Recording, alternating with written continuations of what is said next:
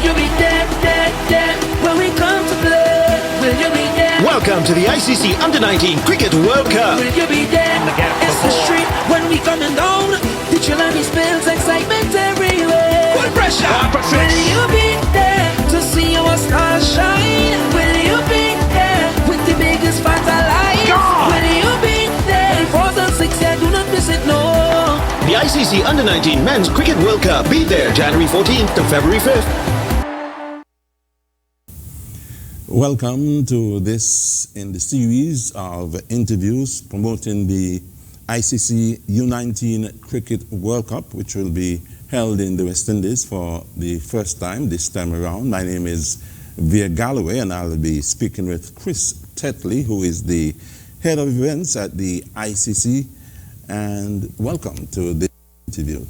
Thank you. It's going to be, a relaxing moment for you, because I know you have a lot of things on your hand at this time. But first of all, just briefly tell me about the ICC. ICC, well, it's the governing body for cricket around the world. If you imagine FIFA for soccer, ICC is the equivalent for cricket. And our responsibility, our job is to manage cricket on behalf of all of the members of the ICC, of which West Indies is a proud full member, successful full member. But over 100 members globally manage their interests, organise cricket tournaments, of which the Under-19 World Cup is one, in order to generate revenue to fund the development of the game and the sustainability of the game all around the world. And as head of events for the ICC, what is your role? My role in a nutshell is to make sure the events that we're responsible for, that they happen. I work closely with all of the hosts of each of our respective events to put in place all of the arrangements that we need to make sure that the events come off successfully. And that starts at the top of the tree, if you like, with the ICC World Test Championship, the ICC Cricket World Cup for men, Cricket World Cup for women, right the way down through to the qualifiers that would take place within the regions at the very foundation of our tournament structures, where Vanuatu might be playing against Samoa in a regional competition in East Asia Pacific. So it's a very large spectrum of events that we run on behalf of the members. I wanted to say welcome to the West Indies, but I can't say that no more, because as head of events, you've been here, there, and everywhere. You've been in the Caribbean before. How is that like for you? How do you like being in the Caribbean? I don't know anybody that doesn't like being in the Caribbean. It's like a homecoming every time I come back. I've been here a few times. I actually lived in the Caribbean for a couple of years ahead of the ICC Cricket World Cup in 2007. So got a great affinity with the regional variations throughout the Caribbean and the love of cricket, the love of life that exists here. So as always, I'm very excited and happy to be back. Okay, tell me a bit about the importance of the U19 Cricket World Cup to the development of cricket on a broader scheme and promoting grassroots, bringing up the youths to the next level. How important is it? It's exceptionally important. It's a major event for ICC. And I think you'll find, if you listen to comments that have been made by players that have come through the Under-19 system, just the other day, Virat Kohli was talking about how important he found the Under-19 World Cup in his development as a player. He was captain of the Indian team that won in 2008 in Malaysia. And the experience that he got competing for the first time in major tournament format against his contemporaries, he found that an exceptionally useful learning experience for him in the development of his career, and he's obviously gone on to be one of the best ever. And that's a familiar story throughout so many of the players that have represented their countries at an Under-19 World Cup, maybe unknown, unheralded at that stage of their career, but then a year or two down the line, they're becoming household names and major players for their senior teams. Yeah, Jason Holder comes to mind. Jason Holder, Jaden Seals, Shimron Hetmeyer, Universe boss Chris Gale, if you go back in time a bit. There's a lot of players in the region that have come through Under-19 World Cup. And globally, many of the test captains that are around now have come through the Under-19 World Cup. It's a great learning experience. For some at the top end of the game, it's maybe a bit of a finishing school in terms of their development before they hit senior cricket. For many other countries that participate, it might be the high point of their cricket career for amongst the associates. Playing in a global event across the world against players of the type we've been talking about is a major thing for them. And the Under-19 World Cup as a tournament taking place every 2 years gives us the opportunity to put in place qualification structures around the world that provide a focal point in all of these countries that do compete through 1 or 2 rounds of competition just to get to this event. It provides a structure for those countries to develop under 15, under 16, under 17 players to become ready to play in their under-19 team to try and qualify for the Under-19 World Cup. So it's not just an event itself, it's an entire structure that operates on a 2-year cycle throughout the world. And it must be challenging for you and the ICC because of the fact that it's playing in the West Indies for the first time. It's not in one country, but it's in, I think it's 3 countries of the hosting. 4 Tell countries. me a bit about the challenges and the key elements in having a successful World Cup. Yes, it's a challenge. Moving the number of people that are involved in a major event is always a challenge. Across 4 countries, 4 government jurisdictions, different currencies, etc. Yes, is a challenge, particularly at this time.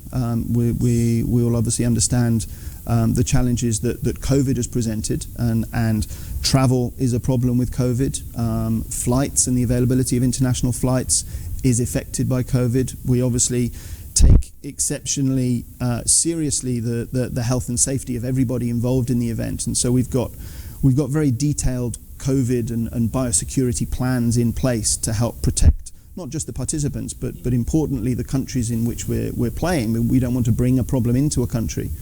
So teams are quarantining when they arrive, they're going through testing regimes, we're keeping different groups in different distinct bubbles or managed environments so that they are protected and we protect them, vice versa. So all of that is an additional overlay of complication and attention to what's already a very involved process with broadcast crews and media and friends and family that travel.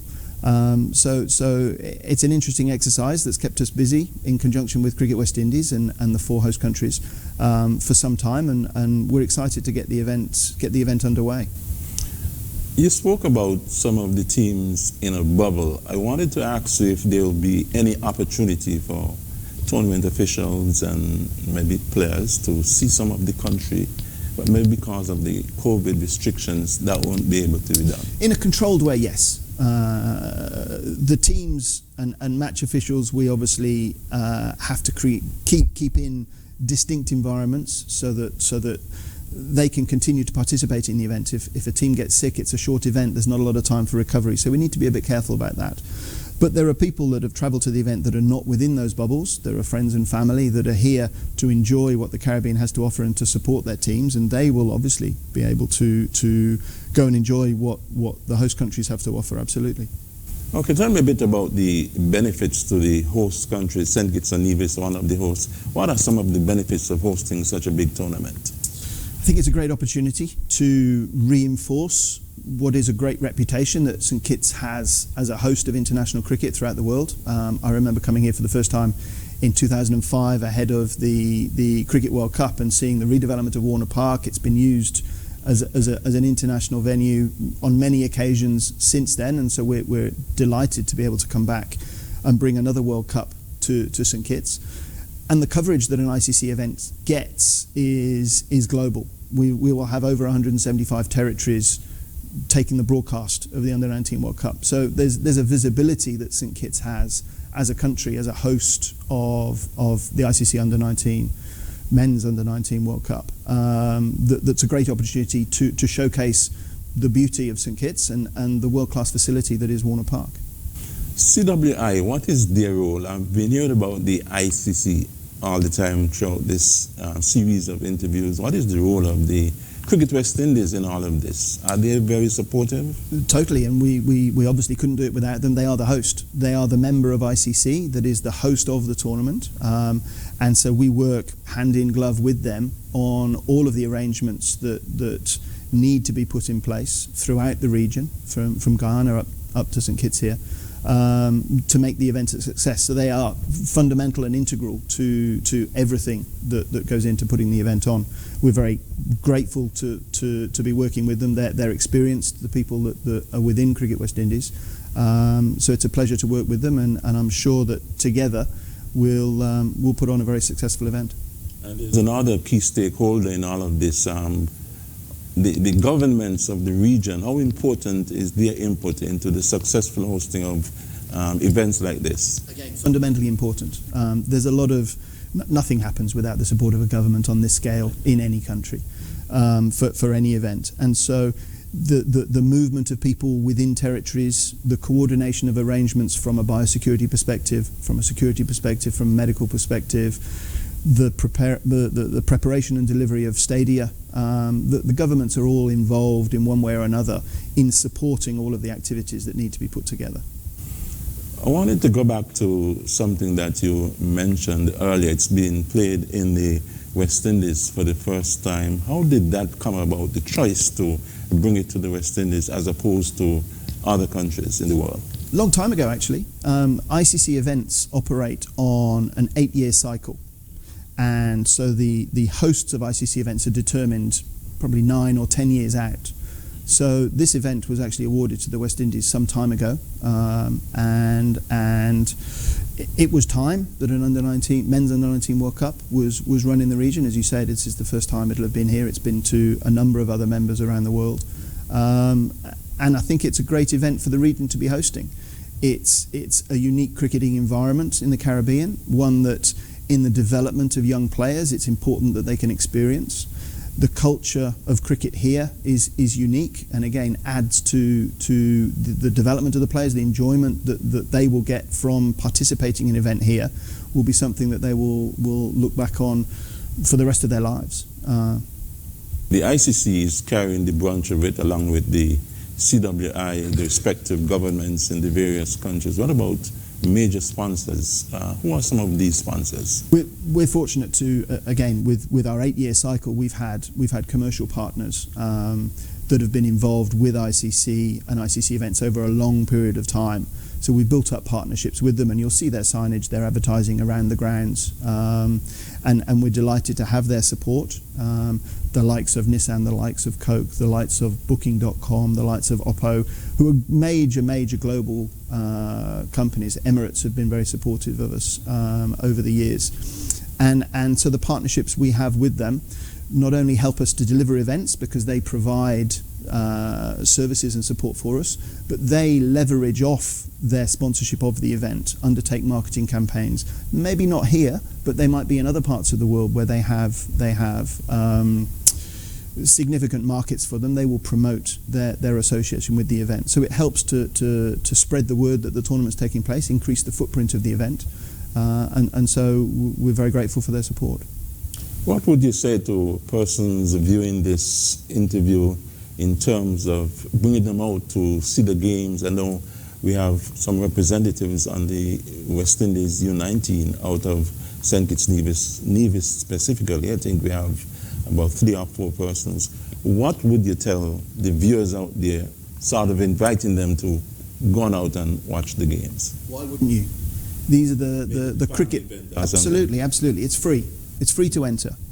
You need to go onto the ICC website to register for a ticket and put in your email address, and the ticket will be sent to you just so we can manage numbers. But it is a free World Cup to come and watch. How often does that opportunity present itself?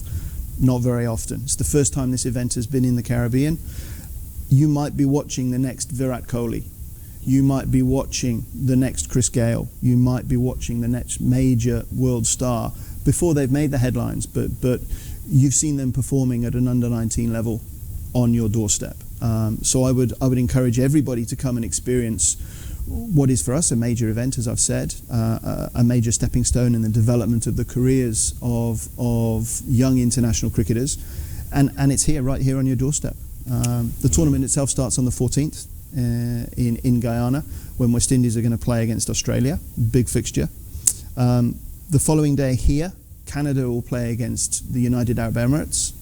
But then the following day here in a broadcast match at Warner Park, Bangladesh, who are the defending champions, they won in South Africa last time, are going to play against England. So a big match for us there. There are a number, I think there's 10 fixtures here in St. Kitts over the course of the 10 days following the opening game. So there's plenty of opportunity, not just at Warner Park, but at Connery as well, to see competitive world-class under-19 cricket. So please do check the ICC website where you'll see the full match schedule and be able to apply for tickets, which, as I said, are free. And I think Group D is in St. Kitts Nevis. What about the other groups? When the finals come up, where is it going to be played? The final is in Antigua. Antigua on the 5th of February.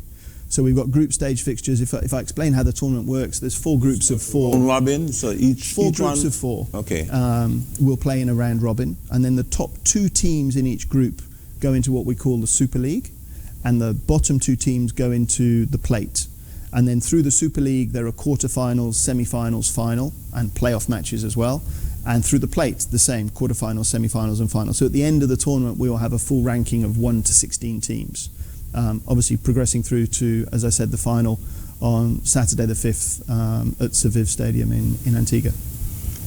At the grounds, would there be any incentives for the fans? Like I know in other major tournaments, you hit a big 6 or you catch a ball, you get some prize money. Is there anything arranged like that? That sort of thing. What we try and do for this event is really replicate the experience of a major event. So try and put in place as far as we can what we would do for a senior Cricket World Cup, a senior T20 World Cup, because that's part of the learning experience. So the match referee, the toss, the interviews, the seriousness with which we approach a Cricket World Cup, we will approach this event to use it as that learning experience for players in the development of their careers. So it's not something that we would put in place tokenistic type things. Of paramount importance to us is a quality experience from a participation general perspective and being at good venues in a great cricketing culture, but also the quality of the cricket surfaces so that they can showcase their skills and they can learn and they can take as much from the event as possible.